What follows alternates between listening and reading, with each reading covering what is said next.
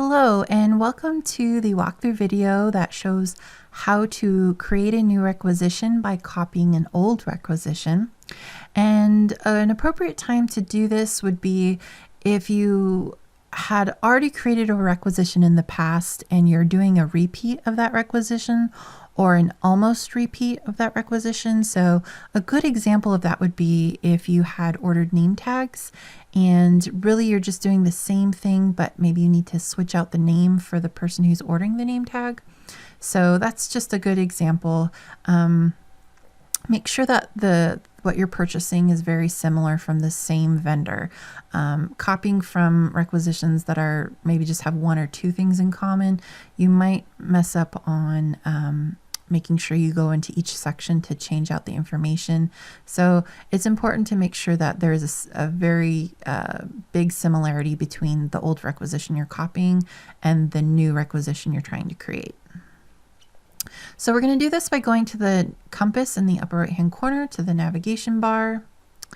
We're going to click on purchasing. We're going to go to requisitions, and then we're going to click on add update requisitions. And we're in the search page, and we're just going to make sure that our tab is add a new value, and then make sure the business unit is Pierce College's business unit, which is WA110. And the requisition ID we want to have say next, and that's because we want the software to generate the next available requisition number. And we're going to click add. And this brings us to our main requisition page. Now, instead of filling this out like we normally would, we're going to go ahead and click the link that says copy from. And we can search on many factors if you know the requisition ID you're looking for. If you named it something special, you can type in that name. I'm just going to click search because I've only done 3 requisitions. And I'm going to go ahead and copy the original requisition that we did in the walkthrough video. And it's called Carts, Floor Mat, and Key Cabinet. And I'm going to hit the select box. If you click on the link, it will just enable you to review the requisition that was originally created. You have to check the box here if you want to copy it. So now that I've checked the box, I need to click OK. And it says, do I want to copy? And I'm going to say, yes, I do. And it's going to auto-populate everything for me. But now I'm going to give it a new name because at this point, we're not in the old requisition. We've created a new. We've just pulled over all of the line items and information, and we've basically created a copy of the old one. So I'm going to name this one Office Supplies Order Always. I don't know. And I didn't spell it right. So I just gave that a title. Maybe that's office supplies that we're always going to order. So you'll see that my requester ID is in there. The request date has generated for today's date. We're going to leave the origin and the currency code as the same. We're still going to bump out the accounting date by a couple weeks. So this doesn't copy from the other requisition. And I'm going to make this June 30th again to allow some time for this requisition to go through the approval process before it gets budget checked. Again, if the accounting date passes before the requisition is budget checked, we're going to get an error message. So you always want to push this out, I would say 6 to 8 weeks, just for a buffer. It's just to make sure. Edit comments. This is going to copy over from your last requisition as well. So maybe you don't want the original notes that were in there. Maybe you want to change something. It does have the original quote I had. Maybe I don't want that. Maybe I want to delete it and add a new one. So I'm going to delete this. And it's just letting me know that the deletion will initiate when I save my document. So I'm just saying, okay, that's fine. I'm going to click out of this. It will delete later on, but I'll have to save my document first. So now that I've edited my comments, I want to make sure that this is all the way it should be. Maybe I only want 1 floor mat instead of 2, and that's okay. I'm going to go into my supplier information. It's still all Granger I just want to keep it that way. My due dates, maybe I want to change these to the 25th of June. Who knows? And maybe I want to change my ship tos. Oh, if you'll get this warning if you do anything outside of 30 days, don't worry about this warning. It's okay. It's just letting you know that it's outside the range. But it doesn't affect your requisition.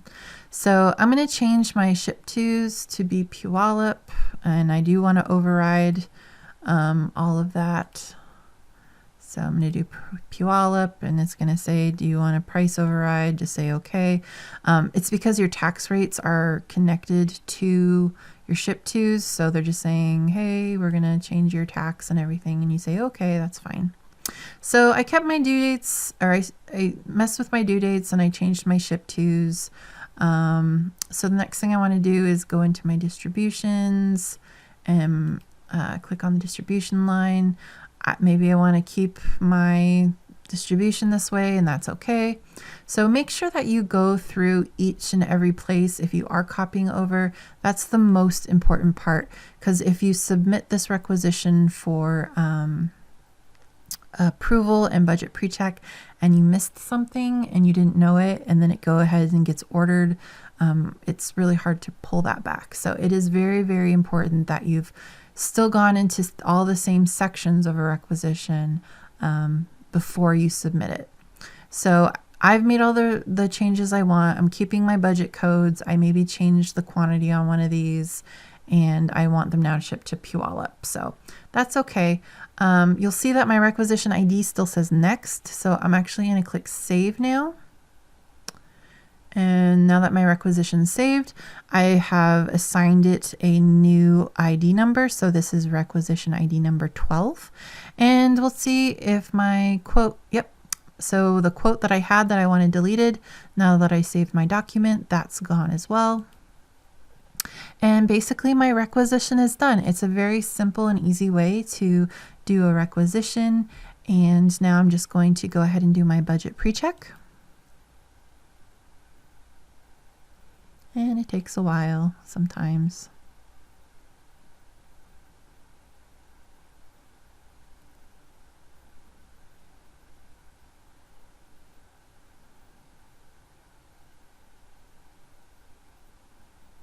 Sometimes it takes a long time.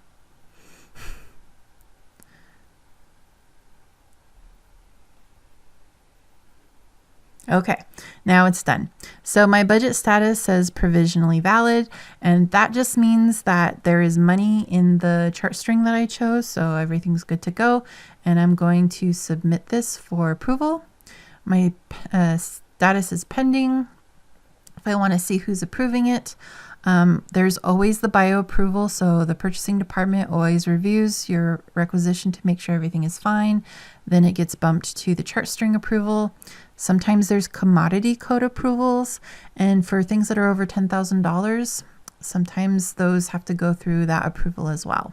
So this just tells you who has to approve certain things. They have to approve each line item. So that just tells you that.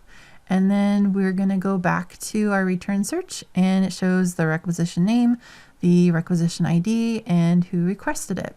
And that's how you create a new requisition by copying an old one.